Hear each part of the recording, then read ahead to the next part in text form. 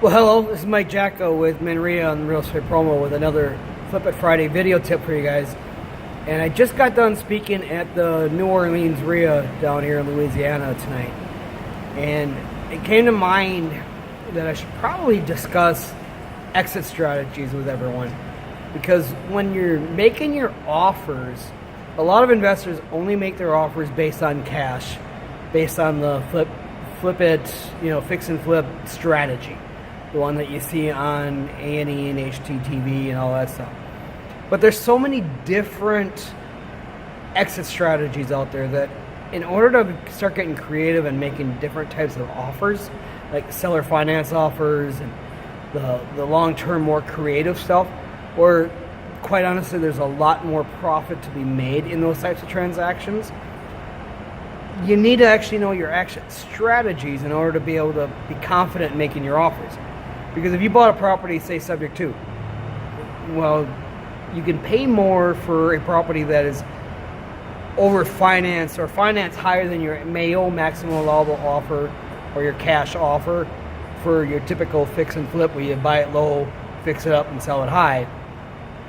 When you're buying with subject tos, lease options, contract for deeds, no money down, low interest rate, no interest rate, seller financing, carrybacks, a lot of people still think that you need to wholesale those.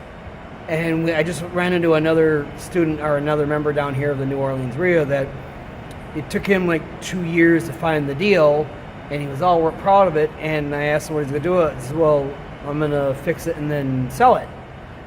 And I'm like, well, have you ever thought about holding on to it and selling it on a contract for deed or a land contract? And he's like, well, no, I never thought about that. The only exit strategy I thought you could do is sell the properties for cash. I'm like, no, there's so many more options out there. And as long as you know additional exit strategies, like selling it at least with the option to buy.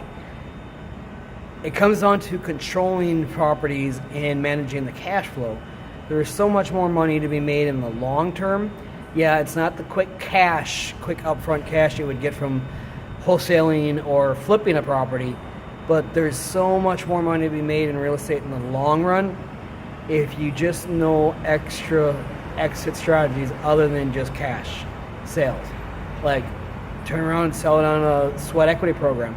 You can buy the properties for more than we would be able to with cash on using the MAO formula, maximum allowable offer, or the actual cash offer on transactions. Sell it with seller financing, make a little bit of upfront down payment from the buyer, which generally offsets your upfront initial cost for buying the property, so you're at that point break even.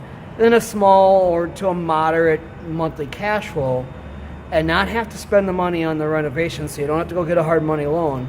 Sell it long-term seller financing to help a first-time home buyer or recovering home buyer who's trying to get back into real estate, has poor credit. A lot of those people actually have cash for down payments and can handle the monthly payment. They just don't have good enough credit to actually buy the properties. And there's a lot of more money to be made there because you don't have to put the money in for the renovation. You could sell the property for more than it would traditionally sell as is without having to do the renovation, and get a larger chunk of cash on the back end when they cash it out. And if they don't cash you out, you either got a long-term steady tenant. Well, they're not a tenant, but they're technically a tenant, but they are legally a contract for deed buyer, so you don't have to put up with all the same pitfalls and negativities of a tenant that you would with a seller finance contract for deed lease option type of a buyer. And then if they do cash you out, great, you make a chunk of cash. If they don't cash you out, well, then you get to resell the property all over again. And typically you could sell it at a higher price because hopefully you've had some appreciation, market value has gone up and all that stuff. And you can make more money in the long run and build that long-term residual cash flow and wealth that we all really got into real estate for in the first place. So with that, I will see you guys back here next week.